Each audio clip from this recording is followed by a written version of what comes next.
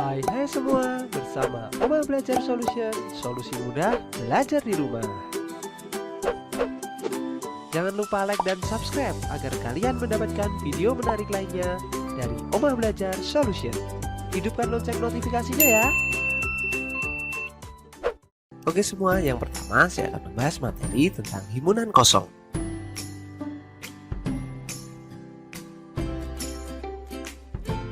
Himpunan kosong adalah himpunan yang tidak memiliki anggota. Himpunan kosong dinotasikan dengan simbol seperti berikut, atau dapat pula dinotasikan dengan simbol kurung kurawal, kemudian tidak ada anggotanya, kemudian kurung kurawal tutup. Misalnya, C adalah himpunan bilangan cacah yang kurang dari 0, jadi himpunan C dapat dinotasikan C sama dengan lingkaran kemudian diberi tanda coret miring ke kanan, atau C sama dengan kurung kurawal buka kemudian tidak ada anggotanya dan diakhiri dengan kurung kurawal tutup.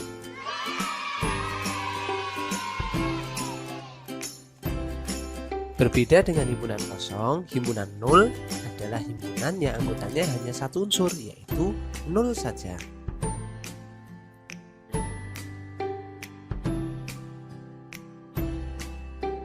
Contoh, tentukan apakah himpunan-himpunan berikut merupakan himpunan kosong atau bukan. Yang pertama, A adalah himpunan nama bulan dalam kalender dengan jumlah hari lebih dari 31. Pertanyaannya, kira-kira apakah ini ada anggotanya? Apakah ada nama bulan dalam kalender dengan jumlah harinya lebih dari 31? Dia Jawabannya adalah A merupakan himpunan kosong karena tidak ada bulan dalam kalender yang jumlah harinya lebih dari 31. Oke, yang kedua ya. B, di mana B habis dibagi 2 dan B anggota himpunan bilangan prima. Apakah ada himpunan bilangan prima yang habis dibagi 2? Kita ingat ya bahwa bilangan prima adalah bilangan yang hanya memiliki 2 faktor, yaitu 1 dan bilangan itu sendiri. Apakah bilangan prima itu? Yaitu 2, 3, 5, 7, 11, 13, dan seterusnya. Pertanyaannya, apakah ada himpunan bilangan prima yang habis dibagi 2? Jawabannya adalah B, bukan himpunan kosong, karena bilangan 2 adalah anggota himpunan B yang merupakan bilangan prima yang habis dibagi 2. Jadi bilangan 2 itu kan bilangan prima sekaligus habis dibagi 2, maka B ada anggotanya sehingga disebut bukan himpunan kosong. Dan yang ketiga, C adalah himpunan yang anggotanya 0. Pertanyaannya, apakah himpunan kosong? Ya, jawabannya C bukan himpunan kosong karena C memiliki anggota yaitu 0. Sampai di sini sudah paham ya apa itu himpunan kosong?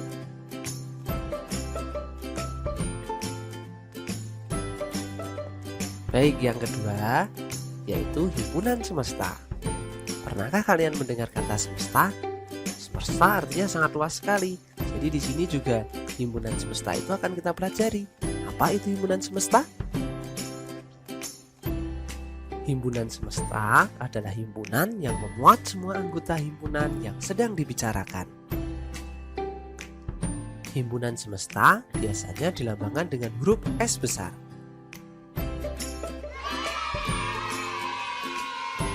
Contoh, tentukan 3 himpunan semesta yang mungkin dari himpunan berikut. A adalah himpunan yang anggotanya 2, 3, 5, dan 7. Sedangkan yang B, himpunan yang anggotanya adalah kerbau, sapi, dan kambing. Yang pertama dulu, 3 himpunan semesta yang mungkin dari 2, 3, 5, dan 7 adalah kira-kira apa saja nih?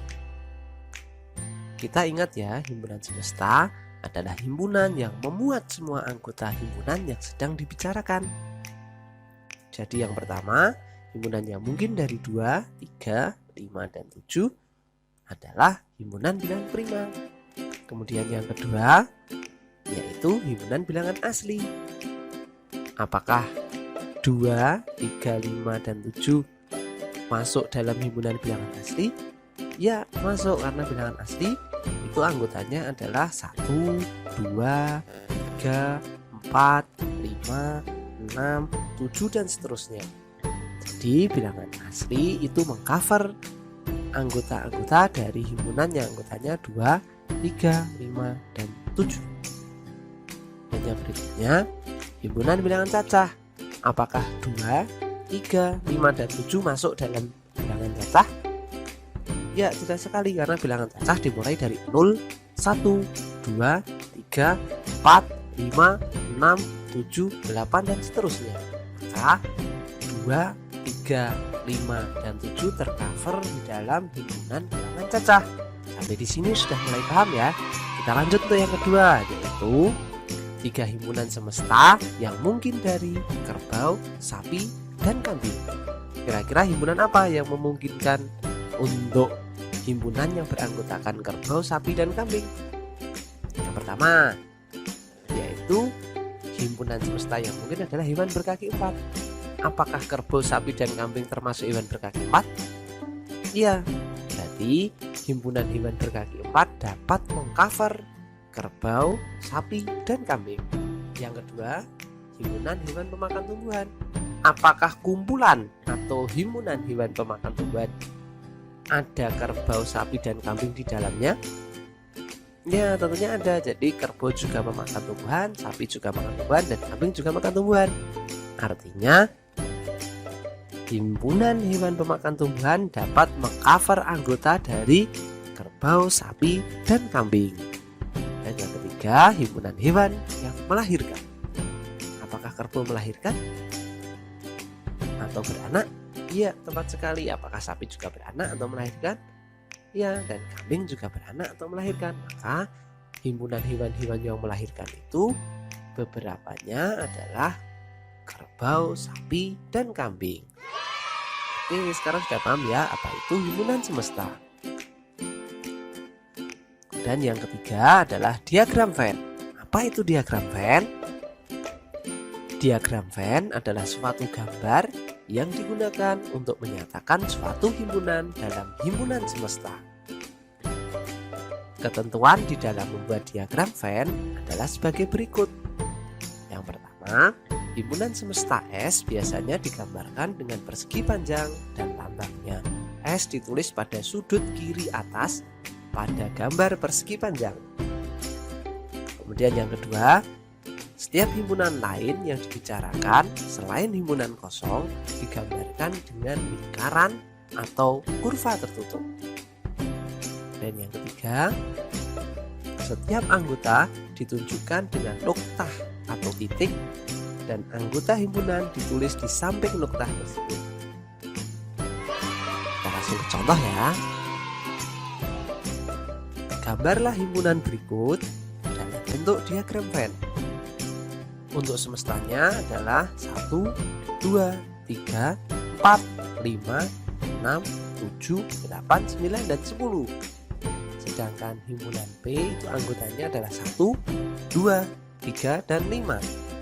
Kemudian untuk himpunan Q anggotanya 6, 8, dan 9. Kita ingat yang pertama kita membuat persegi panjang. Setelah persegi panjangnya terbentuk, sekarang kita menuliskan semestanya dengan huruf S di pojok kiri atas. Itu kebiasaan yang digunakan. Nah, setelah itu kita akan menuliskan anggota atau kita akan menuliskan himpunannya dalam bentuk wadah berupa lingkaran atau kurva tertutup. Ya, ini untuk himpunan P. Kemudian yang ini lingkaran yang kedua untuk himpunan I sebagai wadah. Kita ingat kenapa lingkarannya terpisah, karena tidak ada anggota yang sama di himpunan P dan himpunan Q. Sekarang kita masukkan ya anggota-anggota himpunan P. Berapa saja? 1, kemudian berapa lagi? 2, kemudian yang berikutnya 3, dan yang berikutnya adalah 5. Jadi itu anggota-anggota yang ada di himpunan P. Kemudian yang himpunan Q, anggotanya berapa?